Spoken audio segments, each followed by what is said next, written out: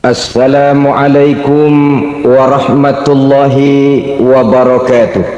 Waalaikumsalam warahmatullahi wabarakatuh. Bismillahirrahmanirrahim. Alhamdulillahi rabbil alamin. Wassalatu wassalamu ala ashrafil anbiya'i wal mursalin, imamil muttaqin, sayyidil ghurril muhajjalin, wa ala alihi wa ashabihil mujahidin at-tahirin, amma ba'du. Saudara-saudara kaum muslimin rahimakumullah, maksud utama daripada diutusnya Rasulullah sallallahu alaihi wasallam ke alam ini tidak lain adalah untuk memperbaiki akhlak manusia. 14 abad yang lalu, dari sebuah kota kecil yang tidak ada dalam peta, lahir satu proyek raksasa, proyek memperbaiki akhlak manusia.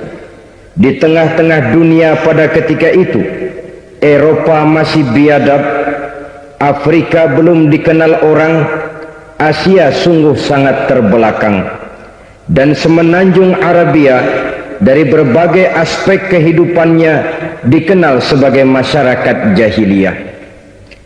13 tahun pertama dari perjuangan selama periode Mekah, apa yang dilakukan oleh baginda Rasul tidak lain adalah memperbaiki akhlak manusia kepada Allah Subhanahu wa ta'ala dengan menanamkan roh, jiwa dan semangat tauhid. Kita tahu bahwa masyarakat jahiliyah menyembah batu, menyembah patung, menyembah berhala yang mereka buat sesuai dengan kekayaannya masing-masing. 360 berhala di sekeliling Ka'bah merupakan bukti nyata dari sesembahan mereka.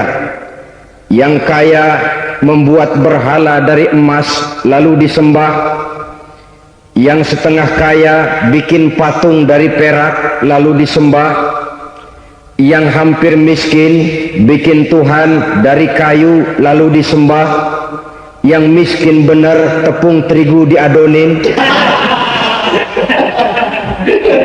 lalu dibentuk seperti wujud seseorang kemudian disembah.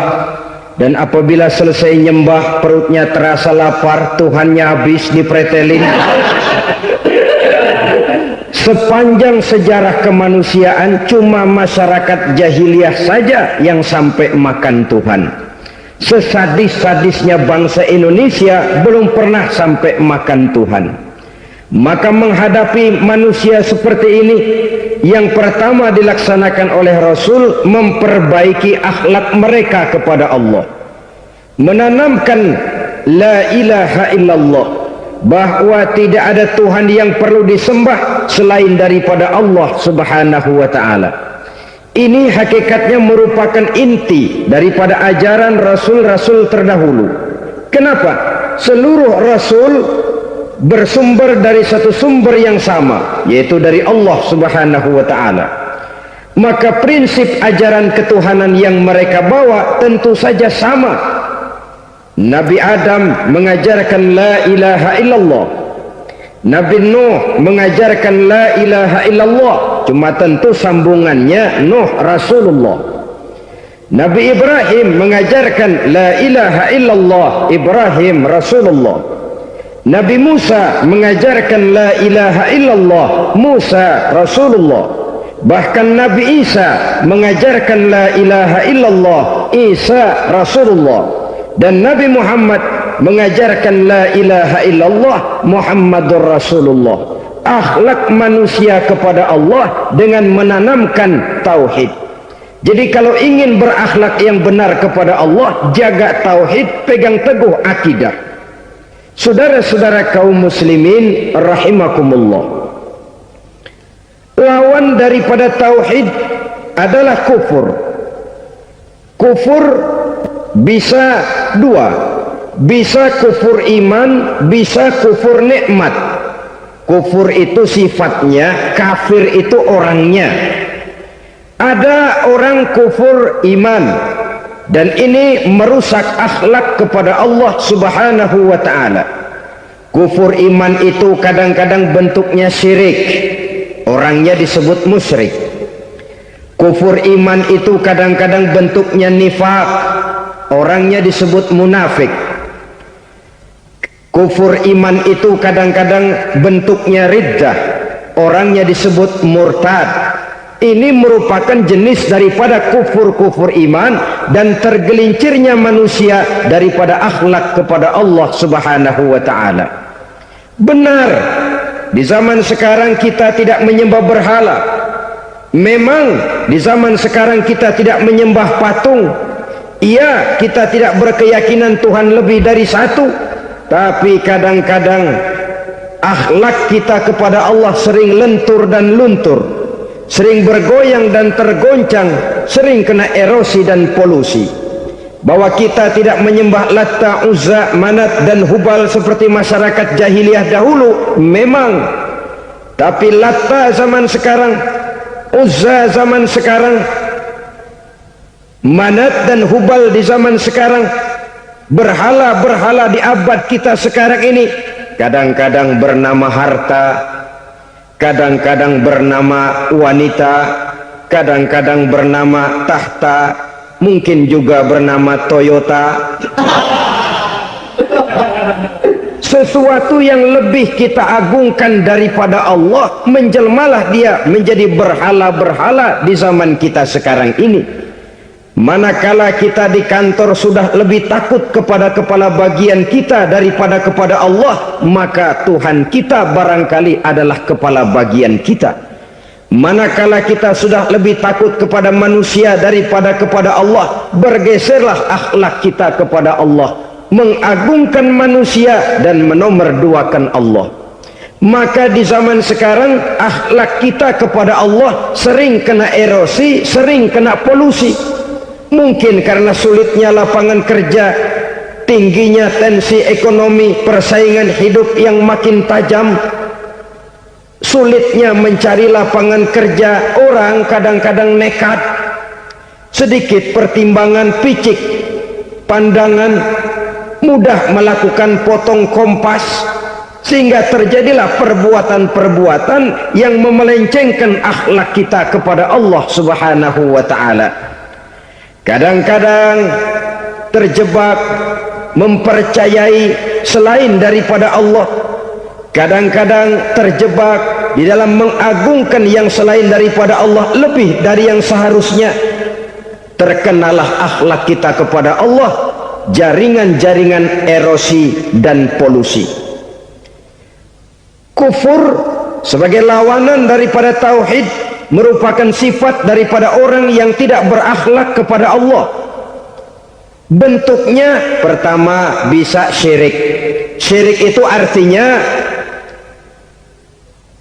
meyakini ada Tuhan lain selain daripada Allah. Itu yang namanya syirik. Jadi percaya Tuhan ada, cuman Tuhannya kelebihan. Itu yang disebut syirik, dan itu merupakan cerminan dari akhlak yang rusak kepada Allah Subhanahu wa ta'ala. Berkeyakinan Tuhan lebih dari satu, berkeyakinan bahwa Tuhan itu beranak atau diperanakkan, atau mengagungkan sesuatu sama dengan Allah, atau menjadikan yang selain Allah sebagai tujuan akhir daripada perjalanan kehidupan ini, maka itu sudah terjebak kita dalam musyrik. Dan syirik satu dosa yang tidak berampun. Bahasa kasarnya, yang namanya syirik itu jenis bapak moyangnya dosa. Saudara-saudara, sebab itu saya pesan, kalau memang terpaksa, biasanya yang tinggal di kota-kota besar itu kalau tidak kepengen dosa kan susah. Kalau terpaksa harus bikin dosa, cari yang kecil-kecil saja, yang kira-kira taubatnya gampang. Umpamanya pulang sholat Jumat nukar sendal, umpama yaitu jelas dosa. tapi dosa yang taubatnya agak mudah. Jangan sampai terjebak ke dalam syirik, menyekutukan Allah. Kalau sudah menyekutukan Allah, Allah dimadu, murka benar Allah kepada kita. Innallaha la yaghfiru ayyushraka bih wa yaghfiru ma duna dzalika liman yasha. Allah tidak akan memberi ampun kepada orang yang menyekutukannya dengan sesuatu, tapi Allah mau mengampunkan dosa yang selain itu bagi orang yang dikehendakinya. Jadi orang-orang yang sudah terjebak syirik, menyekutukan Allah, meyakini ada Tuhan lain selain daripada Allah, meyakini Tuhan beranak atau diperanakkan, bagaimanapun baiknya mereka di dunia, bagaimanapun sosial jiwanya, bagaimanapun pemurah tangannya memberikan santunan dan pertolongan kepada orang lain, kalau sudah syirik, seluruh nilai kebaikannya akan tidak ada gunanya lagi, karena tidak ada tempat nilai kebaikan itu bergantung. Sedangkan kita berbuat baik agar diterima oleh Allah. Kalau Allahnya marah kepada kita, siapa yang akan menerima nilai kebaikan itu sendiri? Ini bentuk yang pertama. Yang nyata-nyata menyembah berhala, syirik. Yang nyata-nyata beriktikad Tuhan lebih dari satu, syirik. Atau yang tersamar. Yang tersamar itu yang sering jadi penyakit kita. Saya sejak ada perkutut ini di rumah, perkutut. Saudara-saudara, yang merusak akhlak kepada Allah, yang merusak tauhid setelah syirik, bisa juga berbentuk nifak. Nifak itu sifatnya, orang yang punya sifat nifak disebut munafik. Asal katanya dari nafakun. Nafakun itu satu lubang yang punya dua muka, seperti goa, ada tempat masuk, ada tempat keluar. Maka munafik orang yang punya dua muka. Kalau bahasa kita, pandai bermain minyak di atas air, manis jika berhadapan, balik belakang lain bicara.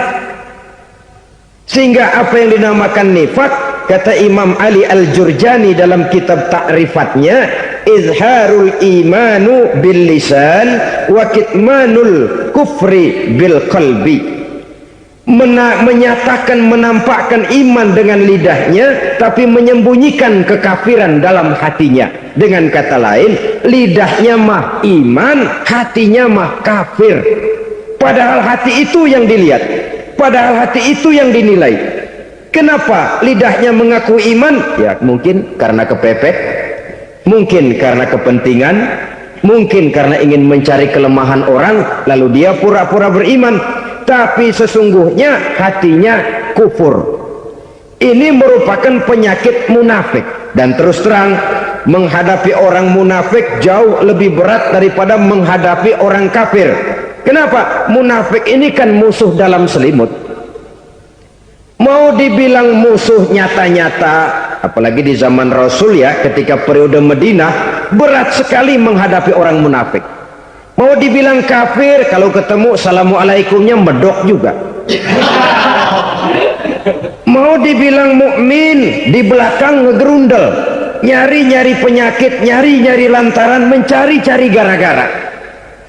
Kalau kafir jelas kafirnya, kalau musyrik jelas musyriknya. Tapi munafik, di depan kita dia mengaku beriman, di belakang kita dia caci maki kita. Maka demikian rupa watak orang munafik, Allah benci betul. Sampai dalam Quran orang munafik itu divonis innal munafikin fid darkil asfal minan nar. Orang-orang munafik di dasar jurang neraka yang paling bawah, keraknya neraka. Saudara-saudara kaum muslimin rahimakumullah, sebab munafik sangat berbahaya, membahayakan umat, membahayakan agama. Di depan kita mereka ngaku pura-pura beriman, kalau pidato luar biasa, memuji agama setinggi langit, menampakkan seolah-olah dia orang yang dekat dengan agama. Saudara-saudara, agama penting, agama mutlak. Tapi yang ngomong begitu agamanya apa? Remeng-remeng. Cuma sekedar lipstick, cuma sekedar dekorasi, cuma sekedar kamuflase buat ngibuli orang lain. Dia mengaku beragama, mengatakan agama mutlak, menganggap agama penting, seolah-olah memperhatikan benar tentang tatanan kehidupan beragama, tapi sebenarnya di hatinya tidak lebih berkecamuk penyakit-penyakit kufur. Maka sifat munafik ini termasuk menodai tauhid, artinya merusak akhlak kita kepada Allah Subhanahu wa ta'ala. Sifat yang ketiga yang juga merusak akhlak kita kepada Allah dinamakan riddah. Riddah itu sifatnya, orang yang punya sifat riddah disebut murtad. Murtad keluar dari Islam. Keluar dari Islam tentu tadinya di dalam Islam. Oleh satu perbuatan dia bisa menjadi murtad. Misalnya tadinya dia iman benar kepada Allah, tapi melarat. Kadang-kadang sehari masak, 3 hari libur. Akhirnya oleh kesulitan ekonomi dia tidak kuat. Ada yang menawarkan kebaikan, dibawain supermi, dibawain obat-obatan, diberikan beras. Goyah imannya, keluar dia dari Islam, ikut agama orang yang memberikan pertolongan kepadanya, memilih kesenangan sebentar dengan mengorbankan kebahagiaan yang kekal. Maka orang semacam itu riddah sifatnya, murtad orangnya, keluar dari Islam. Dan yang menyebabkan kita murtad bukan cuma orang nyata-nyata memproklamirkan diri keluar dari Islam tapi lalu mengikuti agama orang lain, bukan cuma itu. Mengakui ada Rasul lagi sesudah Nabi Muhammad bisa menyebabkan kita murtad. Mengingkari nikmat Allah bisa menyebabkan kita murtad. Meyakini semua agama benar bisa menyebabkan orang menjadi murtad. Meragukan kesempurnaan dan kelengkapan Al-Quran bisa menyebabkan orang jadi murtad. Mengingkari sunnah bisa menyebabkan orang menjadi murtad. Banyak hal-hal yang bisa mendatangkan penyakit riddah dan membuat pelakunya menjadi murtad, dan ini menodai akhlak kita kepada Allah Subhanahu wa ta'ala. Itu tadi kufur iman, saudara-saudara, nyata-nyata mengingkari Allah, baik dalam bentuk syirik, nifak ataupun riddah. Kufur yang kedua dinamakan kufur nikmat. Apa itu kufur nikmat? Sitru nikmatil mun'im au ya'malu fi mukhalafatil mun'im. Menutup-nutup nikmat Allah atau melakukan perbuatan yang menentang, bertentangan dengan kehendak yang memberikan nikmat. Jadi kufur nikmat pertama, nutup-nutupin Tuhan. Tuhan jalingin. Duit lu banyak amat, dari mana? Gua kerja. Lalu kerjanya nomor satu. Orang yang berakhlak kepada Allah, dia akan menjawab, kamu uangnya kok banyak, dari mana? Rezeki dari Allah. Caranya, saya kerja. Kerja itu cara, rezeki itu dari Allah datangnya. Bukankah di zaman sekarang kita sering terpleset? Ini merupakan cerminan dari rapuhnya akhlak kita kepada Allah Subhanahu wa ta'ala. Karena usaha saya memang, karena saya peras keringat banting tulang, tentu. Tapi sadarkah kita bahwa sepanjang yang bisa kita lakukan cuma berusaha, peras keringat banting tulang, pergi pagi pulang sore? Tapi bisakah kita memastikan hasil usaha kita? Apalagi yang paling dekat, misalnya saja yang sungguh-sungguh di luar jangkauan kemampuan kita, soal rezeki, soal jodoh, soal maut, kitakah yang mengatur? Kitakah yang menentukan? Subhanallah, manusia sungguh tidak berdaya menghadapi 3 hal paling pokok ini. Rezeki, kita cuma bekerja. Kitakah yang menentukan? Tidak. Kita berusaha saja rezeki belum pasti dapat, apalagi kalau kita tidak berusaha. Jangan terjebak dalam fatalisme, belum perang udah nyerah. Emang dasar rezeki datangnya dari Tuhan, gak usah kerja, dan ntar juga kalau dia datang. Dari mana datangnya? Kerja saja belum tentu dapat rezeki, apalagi kalau tidak kerja. Yang jelas usaha perlu kepastian, itu urusan Allah. Ini akhlak kepada Allah subhanahu wa ta'ala. Jodoh juga begitu, kita berusaha, kita berupaya, Allah menghendaki lain jadinya. Maut juga begitu, siapa sih yang pengen ngadepi maut? Siapa sih yang pengen mati? Siapa sih yang pengen ketemu malaikat Israel? Tidak seorang pun kalau ditanya, kecuali mereka yang putus asa ya. Kalau otaknya masih normal, mau mati mesti belakangan dulu udah dikit. Tapi yang satu itu saudara, kalau dia sudah datang, tenaga mana yang bisa menolak? Kalau dia sudah berkunjung, kekuatan mana yang bisa menghindar? Kalau dia sudah ingin bertemu, kemana kita bisa melarikan diri? Manusia sepanjang yang dia lakukan hanya berusaha, tapi kepastian, ketentuan dari Allah subhanahu wa ta'ala. Orang yang kufur nikmat, nutupin Allah. Dia merasa rezekinya adalah mutlak peras keringatnya, seolah-olah Allah nggak punya peranan apa-apa di situ. Oh, ini kan saya bisa rumah begini karena saya kerja keras. Oh, ini mobil saya begini saya kerja keras. Peras keringat banting tulang keras.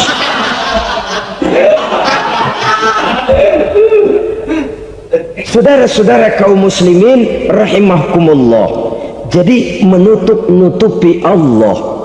Akibatnya nanti kalau dia berhasil, Allah ketutupan. Kalau dia gagal, orang lain dicaci maki, dicari kambing hitam. Kambing hitam kan mahal, karena orang sering cari-cari kambing hitam. Jarang orang mau jujur kalau bertemu kesulitan lalu mencari sebab pada dirinya sendiri. Yang paling enak ya nyalain orang. Lo begitu.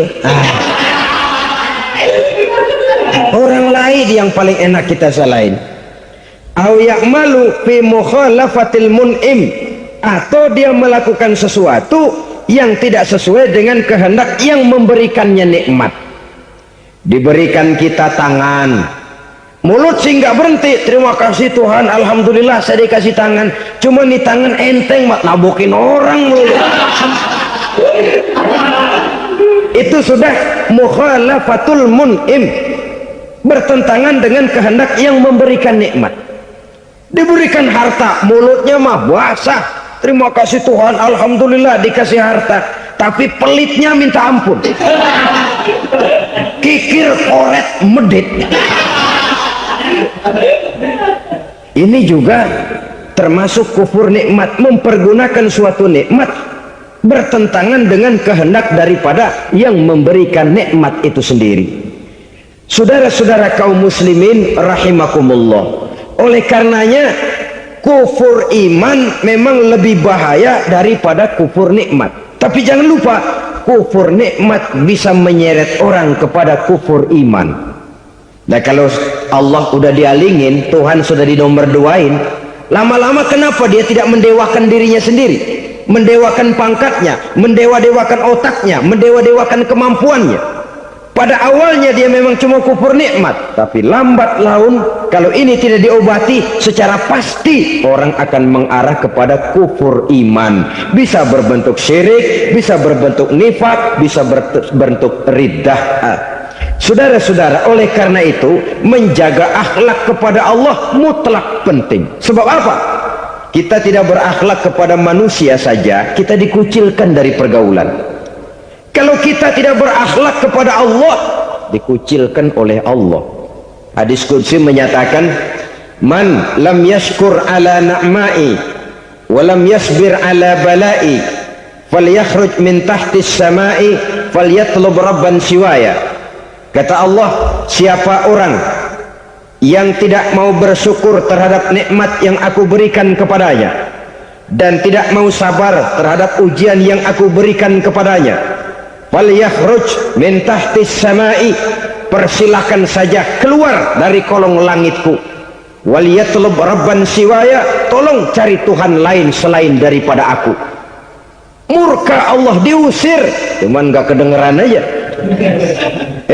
Siapa yang tidak mau syukur terhadap nikmatku, siapa yang tidak mau sabar terhadap ujian yang aku berikan kepadanya, persilahkan keluar dari kolong langitku ini, cari Tuhan lain selain aku. Nah, langit Tuhan yang punya, Tuhan kita lawan, diusir dari kolong langit mau pindah ke kolong mana?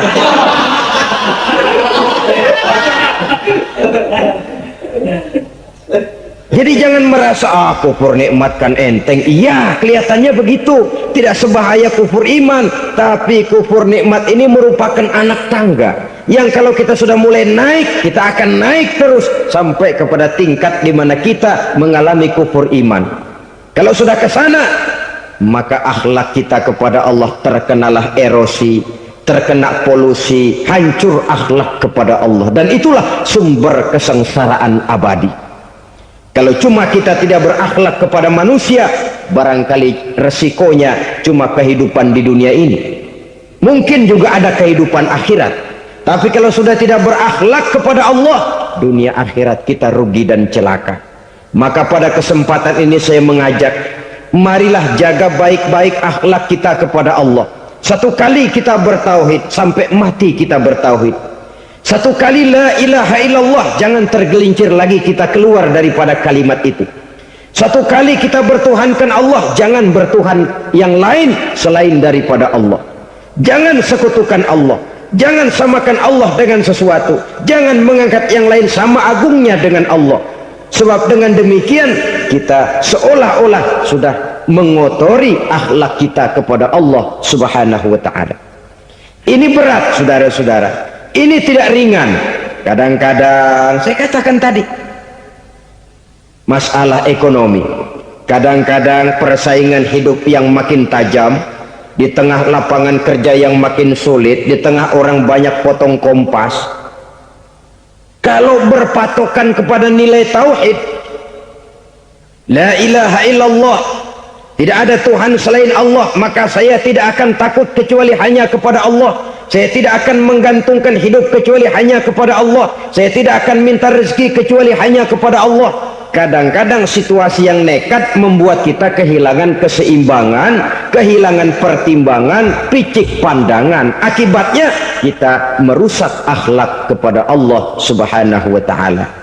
Ironinya kan orang sekarang kalau ditanya, lu nyolong ya? Iya. Kok berani? Emang. Lu nggak tahu Tuhan lihat? Tahu. Kok nyolong juga? Biarin.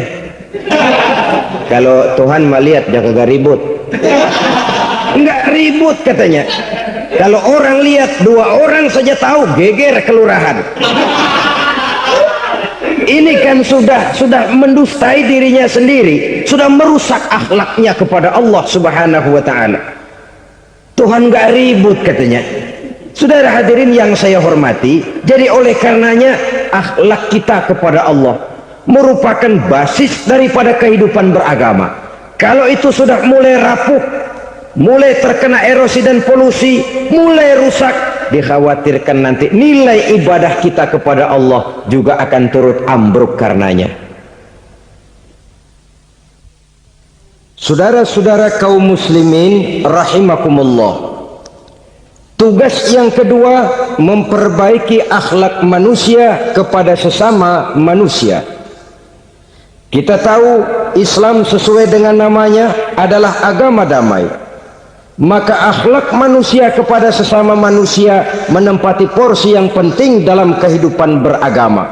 Bagaimana seorang muslim bergaul, bertata krama terhadap sesama manusia. Mari kita lihat lebih jauh persoalannya. Untuk memudahkan pembicaraan dari kacamata agama, kita kelompokkan saja manusia itu dalam 2. Pertama yang seiman, dan yang kedua yang tidak seiman. Yang tidak seiman itu kita sebut saja kufur atau kafir. Nah, kepada yang kafir pun kita diajarkan untuk berakhlak, apalagi kepada yang memang nyata-nyata seiman, sekeyakinan, seakidah. Kemanapun Islam datang, ke negara manapun ia masuk, ia tidak menaburkan kerusakan. Jadi tidak benar kalau orang pernah itu menggambarkan, saking sentimennya seorang orientalis pernah menggambarkan Nabi Muhammad di tangan kirinya Quran, di tangan kanannya pedang, menggambarkan seolah-olah Islam dikembangkan dengan kekerasan. Sebenarnya tidak sama sekali. Kalaupun dalam sejarah perkembangan Islam pernah terjadi perang, maka perang dalam Islam sesungguhnya apabila kita amati sejarahnya bukan untuk memaksakan agama, karena memang agama tidak bisa dipaksakan, tetapi justru untuk mempertahankan agama dari segala macam hambatan, rintangan, hinaan dan fitnahan. Tapi kemanapun yang jelas Islam masuk, dia tidak pernah membuat kekacauan, kerusuhan ataupun penghancuran. Candi Prambanan bahkan dipugar, gereja-gereja tidak ada yang dihancurkan oleh umat Islam. Kenapa? Islam agama damai. Soal agama, soal lakum dinukum waliyadin, la ikraha fid din, qad tabayyana ar-rusdu minal ghayy. Tidak ada paksaan dalam beragama, sebab nyata yang benar dengan yang tidak benar. Belum pernah ada orang kafir masuk ke perkampungan orang Islam lalu dikejar-kejar, diteriakin kafir, kafir, sunatin.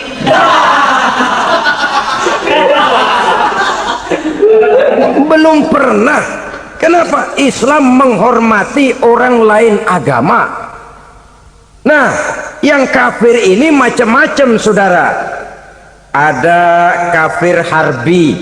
Nah, ini kafir kerok. Ini kafir yang nyata-nyata memproklamirkan permusuhan kepada umat Islam, nyata-nyata mengganggu ketenangan umat Islam. Kafir yang seperti ini yang boleh diperangi. Misalnya kita mau sembahyang Jumat dijagain, nggak boleh sembahyang Jumat, getok palanya. Kafir harbi artinya tantangan perang datang dari mereka, bukan kita yang mulai, mereka yang buka front. Prinsipnya umat Islam tidak boleh mencari-cari musuh, tapi pun tidak boleh lari kalau ketemu musuh. Musuh jangan dicari, ketemu jangan lari. Karena itu kesan seolah-olah umat Islam ini teroris, umat Islam ini destroyer, umat Islam ini sering menimbulkan keonaran, kerusakan. Sungguh satu fitnahan yang sangat keji. Umat Islam adalah umat yang cinta damai. Islam di masa perkembangannya masuki Eropa melalui Selat Gibraltar, Jabal Tariq, memasuki Spanyol. Islam tidak pernah meruntuhkan gereja, Islam tidak pernah membunuh orang-orang Nasrani. Bahkan Islam mewariskan peradaban dan kebudayaan yang begitu tinggi nilainya di bidang ilmu pengetahuan, sampai ketika itu Barat banyak mengkaji ilmu pengetahuan dari dunia Islam. Buku-buku berbahasa Arab diterjemahkan ke bahasa Yunani, dipelajari oleh para cendekiawan di negeri Barat sana. Mereka mengambil manfaat yang banyak dari masuknya Islam ke Eropa. Sementara gereja tetap berdiri dengan megahnya, kuil-kuil tempat peribadatan tidak satupun yang diusik-usik. Kenapa? Islam agama yang cinta damai. Asal dia tidak diganggu, asal kehormatannya tidak dihinakan. Jadi kafir harbi, kafir yang nyata-nyata nantang perang, ngajak berkelahi. Itu kafir yang nyari penyakit. Kafir harbi ini boleh diperangi dengan catatan mereka yang memang mulai. Yang kedua kafir zimmi. Kafir zimmi, kafir yang hidup di tengah mayoritas muslim, tapi mereka mau hidup dengan aman, damai, tenang. Mereka wajib dilindungi. Bahkan Nabi pernah memberikan satu jaminan, man azazimiyan faqad azani. Siapa yang mengganggu orang kafir zimmi sama saja dengan mengganggu saya. Kehormatannya dijaga, harta bendanya dilindungi, anak istrinya pun dilindungi. Dan ini jadi kenyataan. Saudara bisa lihat di negara-negara yang mayoritas penduduknya beragama Islam, orang-orang kafir di luar Islam hidup dengan tenang, aman, damai. Di Saudi Arabia, di luar tanah haram, di luar Mekah dan Madinah, banyak orang-orang kafir mencari nafkah. Mereka tenang, aman, dilindungi undang-undang. Begitu di Mesir, begitu di negara Indonesia yang berdasarkan Pancasila ini. Kehidupan beragama menimbulkan gairah, rukun, tenang, aman, damai, sepanjang tidak saling ganggu, tidak saling usik, menghargai orang yang sudah beragama. tidak menjadikan penganut suatu agama sebagai sasaran dari dakwah agama lainnya. Saudara-saudara kaum muslimin rahimakumullah. Jadi memang oleh Al-Quran kita dianjurkan asyidda 'alal kuffar ruhama bainahum, tegas kepada orang kafir, kasih sayang kepada sesama muslim. Tapi tegas bukanlah berarti marah-marahan, bukan berarti musuh-musuhan, bukan ngajaki perang. Tegas dalam arti punya garis tentang kehidupan beragama, lakum dinukum waliyadin. Soal kehidupan sosial, mari kerjasama. Bangun jalan, ayo rame-rame. Siskamling, mari bebarengan. Bikin puskesmas, mari sama-sama. Tapi kalau sudah soal agama, itu tidak perlu ada toleransi agama. Yang perlu toleransi antar umat beragama. Kalau umatnya mau kerjasama silakan, tapi tidak menyangkut soal ibadah. Jangan kerjasama di bidang ibadah. Itu kerjasama yang salah pasang, saudara-saudara. Sehingga dengan demikian toleransi adalah menyangkut kehidupan antar umat beragama. Sedangkan agama sendiri punya kapling yang nyata. Sehingga dengan demikian tegas kepada orang kafir dalam arti kita punya satu kepribadian, tidak ngambang.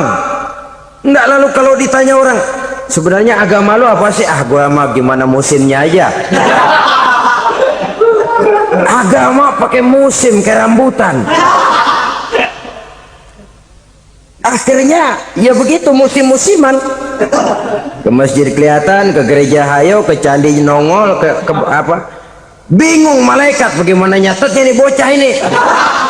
Di mana aja ada. Kita punya satu kepribadian. Saya muslim dan garis saya ini, lakum dinukum waliyadin. Bagi Tuhan persilakan agama Tuhan, bagi kami agama kami. Kami hormati Tuhan, Tuhan hormat kepada kami. Tapi soal agama, kaplingnya jelas. Kerjasama, mari urusan muamalah, bidang sosial. Yuk kita siskamling sama-sama dengan orang lain agama. Mari jaga kerukunan, kesatuan, persatuan, kekompakan.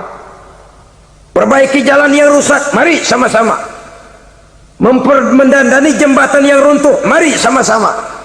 Tapi sembahyang, kaplingnya lain-lain.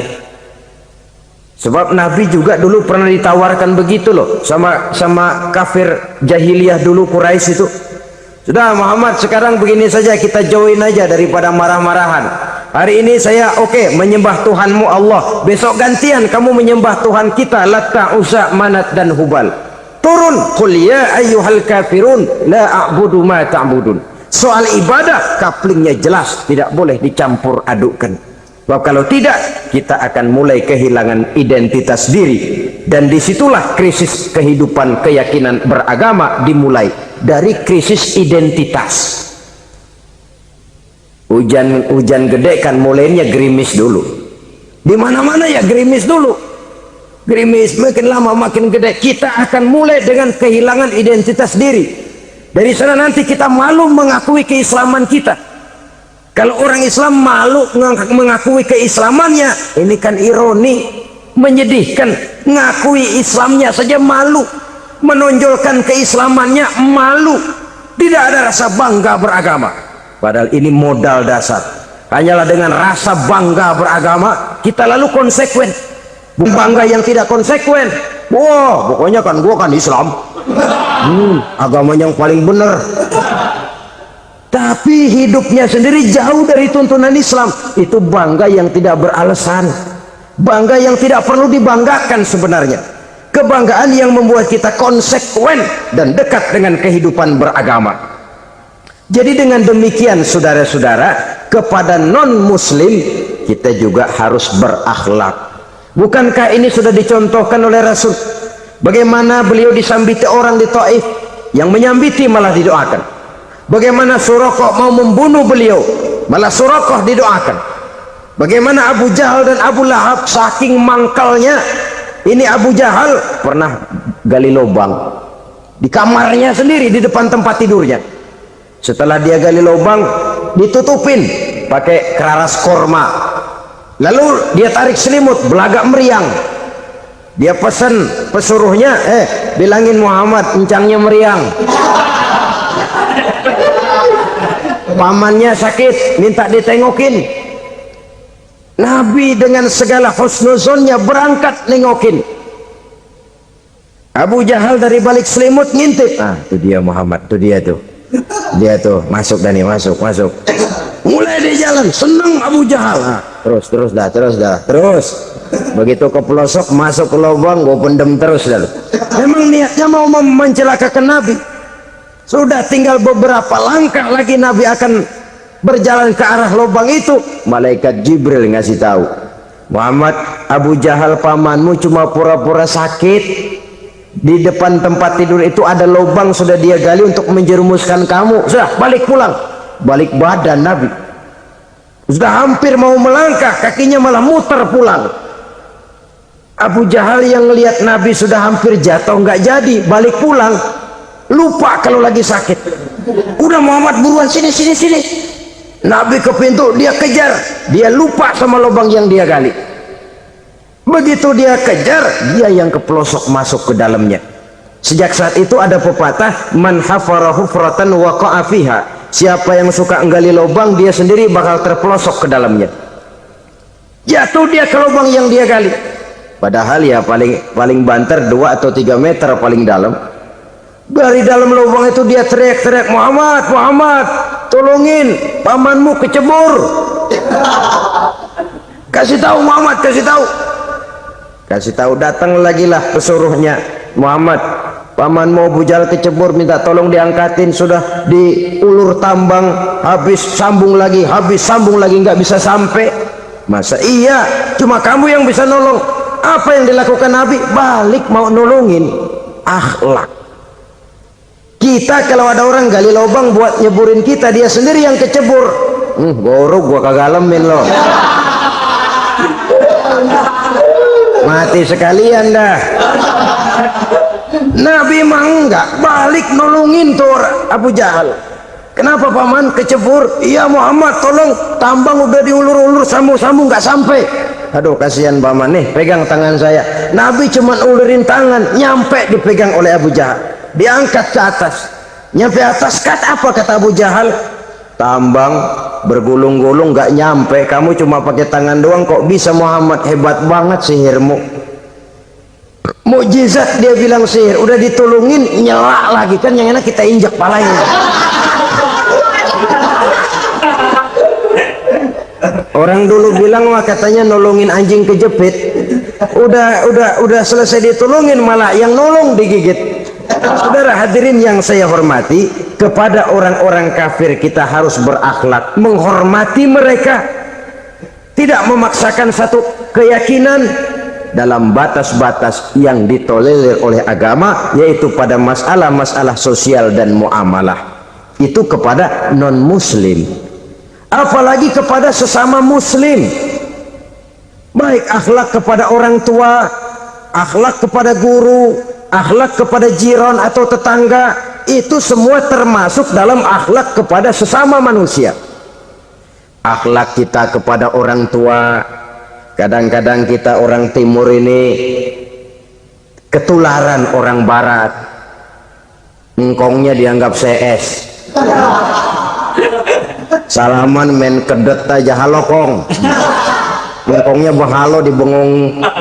Saudara-saudara kaum muslimin rahimakumullah, akhlak yang tua kepada yang muda, akhlak yang muda kepada yang tua, kepada jiran dan tetangga, kepada sanak famili dan handai tolan, pendeknya kepada sesama muslim. Tetangga ada haknya, ada hak tetangga yang kalau kita berakhlak itu harus dipenuhi. Contoh kecil, kalau saya beli radio, itu saya dong boleh berpikir, ini radio saya beli pakai uang saya setel di rumah saya, sekeras-kerasnya ada apa sama orang lain? Radio gua, yang beli gua pakai duit gua, gue setel di rumah gue, ada urusan apa sama orang lain? Itu kalau menurut saya. Tapi tetangga sebelah saya kan bisa juga ngomong begitu. Mata gue yang ngantuk, gue tidur di rumah gue, kenapa suara radio lu masuk kemari? ketika itulah lalu kebebasan saya nyetel radio dibatasi oleh kebebasan tetangga saya yang mau tidur. Ini sudah akhlak namanya.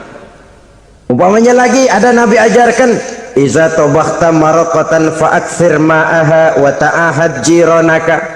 Kalau kamu masak sayur, banyakin kuahnya, bagiin tetangga kamu. Bukan bagiannya itu yang jadi soal, tapi akhlak kepada tetangga.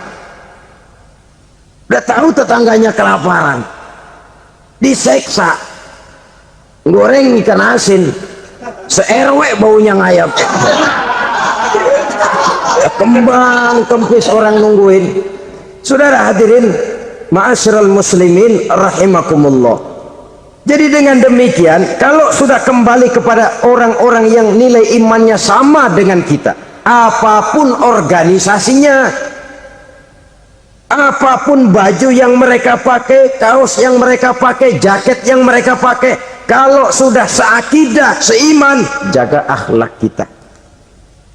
Pendapat boleh berbeda, kaos boleh tidak sama, jaket boleh beraneka warna, bendera boleh beragam-ragam, tapi ukhuwah Islamiyah ini utamakan. Adalah lebih baik mencari persamaan dalam kehidupan dan bukan memperbesar perbedaan. Hanyalah dengan mengembangkan nilai-nilai akhlak semacam ini, toleransi tidak hanya diperlukan kepada yang non-muslim, kepada sesama muslim pun toleransi. Artinya apa? Jangan memponis amalan orang lain. Yang usolli, yang tidak usolli, berjalanlah menurut keyakinannya masing-masing. Jangan lalu memponis, itu namanya nggak toleransi. Kamu nggak pakai usolli ya? Enggak. Brengsek. Kamu pakai usolli ya? Iya. Bid'ah. Nah, dua-duanya kagak yang benar. Kalau yang sembahyang kagak benar, bagaimana yang kagak sembahyang? Apa itu yang benar? Toleransi, setuju dengan perbedaan pendapat, jangan memponis amalan orang lain, karena kita hanya beramal, hak menerima adalah Allah subhanahu wa ta'ala. Jangan sebentar-bentar mencap bidah dolalah, benar, neraka. Kayaknya neraka kapling orang tuanya kali. Gampang bener masukin orang ke neraka. Kita kadang-kadang bisa toleransi dengan orang luar, tapi kepada sesama muslim toleransi tidak sanggup kita adakan. Mengklaim merasa kita yang benar, orang lain salah semua, itu tidak toleransi namanya. Mentang-mentang jadi ustadz, nih satu-satunya ustadz di sini ya, semuanya mesti ngaji kemari. Kalau nggak ngaji kemari Islamnya kurang tapi benar. Toleransi. Saudara-saudara kaum muslimin rahimakumullah, lapang dada menghargai orang yang berbeda pendapat, apalagi kalau perbedaan pendapat itu menyangkut hal-hal yang tidak prinsipil, menyangkut hal-hal yang sekunder dalam kehidupan beragama, menyangkut masalah-masalah yang dalam bahasa fikih disebut soal-soal furu'iyah. Tidak usah menyebabkan kita bersih tegang. Kepala sama hitam pendapat boleh berbeda dan halal. Bahkan Nabi mengatakan ikhtilafu ummati rahmatun, perbedaan pendapat di kalangan umatku bahkan menjadi rahmah, sepanjang perbedaan pendapat itu diiringi dengan rasa toleransi. Tapi kalau sudah main baku hantam, main klaim, memponis orang lain, akhirnya timbullah keretakan. Jangan heran kadang-kadang satu masjid dua kelir.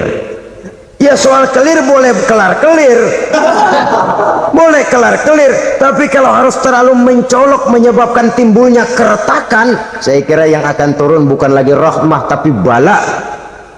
Bala akan menimpa kita, jatuh kita menjadi umat yang lemah.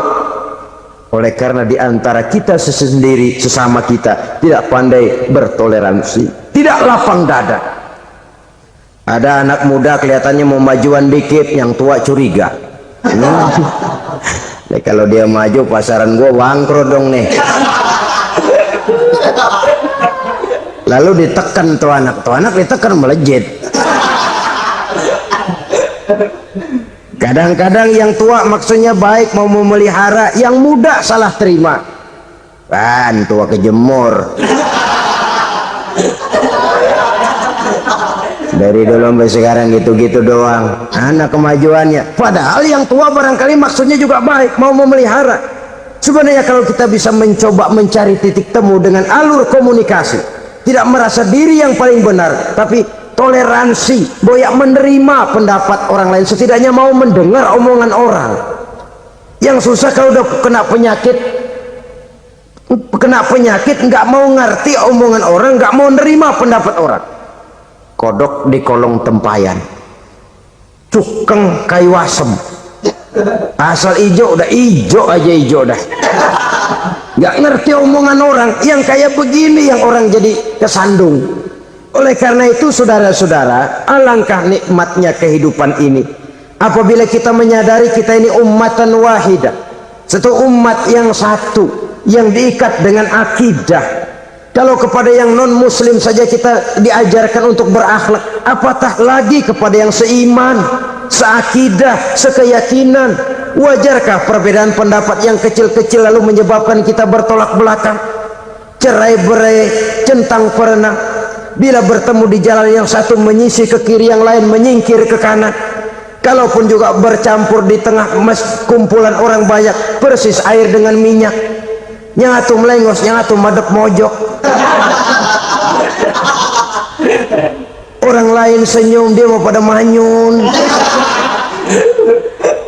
Saudara-saudara kaum muslimin rahimakumullah, realita ini walaupun tidak enak, pahit, tapi masih hidup di sebagian masyarakat kita. Ini yang perlu kita atasi. Soal toleransi kepada orang lain, sejarah sudah membuktikan. Mari kita jangan cuma bisa mengajak orang lain, umat lain untuk bertoleransi dengan kita, tapi kepada sesama kita. Toleransi ini perlu kita tegakkan, perlu kita bina, terutama di dalam kita menuju bentuk ideal daripada konsep ukhuwah Islamiyah ini, yang memang selalu kita akan cari bentuk-bentuk idealnya sejalan dengan perkembangan situasi dan kondisi yang dihadapi oleh umat. Perbedaan organisasi, perbedaan kepentingan organisasi tidak seharusnya menyebabkan kita merasa meremehkan orang lain dan mengangkat diri, mengklaim diri sebagai yang ter. Jadi dengan demikian, apabila yang pertama tadi akhlak kepada Allah dinamakan hablum minallah, maka yang kedua ini merupakan hablum minan nas. Jikalau baik akhlak kita kepada Allah, baik akhlak kita kepada manusia, nikmat rasanya menjalani kehidupan. Kadang-kadang orang akhlaknya kepada manusia baik, tapi kepada Allah tidak baik. Hormat sama yang tua, menyayangi yang muda, sama tetangga rukun, tapi sama Tuhan nggak mau sujud. Ini baik kepada manusia, tapi tidak berakhlak kepada Allah. Atau sebaliknya, sujudnya sama Allah mah tekun, bener, khusyuk, bahasanya juga fasih, luar biasa. Tapi sama manusia sombong, takabur, ujub, merasanya dia doang yang paling benar. Sebab iblis itu ya, itu kadang-kadang datang lewat hati, dan memang selalu markasnya di situ. Kalau dia tidak bisa menggoda kita dengan yang lain, dia tumbuhkan sifat ujub. Dia bisikin, wah memang di kampung ini yang paling banyak ibadahnya ente, yang lain mana, lihat tuh kerocok semua. Lalu di hati orang itu tertanam sifat iya ya. Nah tatkala iya ya, dia sudah terkena serangan iblis. Akhirnya apa? Orang lain diremehin. Asalnya nggak mau sembahyang ya diajak salaman dan najis aja deh. Ketemu juga mukanya ditekuk 4. Akhirnya bukan ngajak malah ngenyek, nyina. Nah orang dihina makin jauh, makin tidak tersentuh. Bukan cara itu yang diajarkan oleh Rasul. Bahwa orang tidak mau sholat, tugas kita mengajak. Soal dia tidak sholat, ya itu dosa dia kepada Allah. Saudara-saudara kaum muslimin, ujub disuntikkan oleh iblis ke dalam hati kita. Sujudnya kepada Allah benar, tapi akhlaknya kepada sesama manusia merasa paling benar sendirian, merasa orang lain salah semua. Pokoknya kalau di luar lingkungannya udah kagak bener aja udah bahaya. Saudara-saudara, ini juga penyakit yang disuntikan oleh iblis. Sebab iblis itu tipu dayanya luar biasa, strateginya lihai. Makin tinggi kualitas iman, ya makin berat upaya iblis untuk menjerumuskan kita. Karenanya saya mengajak, marilah kita bertoleransi, baik kepada non muslim, lebih-lebih lagi kepada sesama muslim yang kebetulan berbeda baju, berbeda kaos, berbeda organisasi, lain bendera yang dibawanya. Tapi toleransi mari kita canangkan. Kita terikat oleh ukhuwah Islamiyah. 2. Yang ketiga, akhlak manusia kepada makhluk Allah lainnya di luar manusia. Islam adalah rahmatan lil alamin. Kalau kita tidak berakhlak, contoh saja ya, kita ini diberikan satu negara yang subur makmur, untayan jamrut katulistiwa, demikian suburnya gemah ripaloh jenawi toto tentrem kertora harjo.